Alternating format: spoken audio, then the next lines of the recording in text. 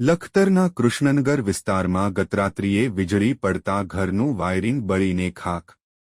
લખતર શહેર સહિત તાલુકાના ગ્રામ્ય વિસ્તારોમાં ગતરાત્રે ભારે પવન અને ગાજવીજ સાથે ધોધમાર વરસાદ વરસ્યો હતો, જેમાં લખતરમાં અવકાશી વીજળી પડવાનો બનાવ સામે આવ્યો હતો। ગઈકાલે આખા દિવસના ગરમીના ઉકળાટ બાદ રાત્રે એકાએક વાતાવરણમાં પલટો આવ્યો હતો અને ભારે ગાજવીજ સાથે ધોધમાર વરસાદ શરૂ થયો હતો, જેમાં લખતર પોલીસ સ્ટેશન પાછળ આવેલ કૃષ્ણનગર વિસ્તારમાં રહેતા મફાભાઈ જાગાભાઈ ભરવાડના રહેણાંક મકાન ઉપર વીજળી પડી હોવાનું મકાન માલિકે જણાવ્યું હતું, જે અવકાશી વીજળી પડવાના કારણે ઘરનું વાયરિંગ, ઇલેક્ટ્રિક બોર્ડ, પંખા, ઇલેક્ટ્રિક સગડી સહિતની વસ્તુઓ બળી જવા પામી હતી। જ્યારે હાલ આ વિસ્તારમાં વીજ પુરવઠો ગુલ હોવાના કારણે અન્ય રહીશોના મકાનોમાં પણ કેટલું નુકસાન થયું છે એ વીજ પુરવઠો ફરીથી યથાવત થયા બાદ જ સામે આવશે। ગતરાત્રિના સમયે લખતર પંથકમાં કડાકા ભડાકા સાથે વરસાદ સમયે વીજળી પડતા વિસ્તારમાં ભયનો માહોલ છવાયો હતો।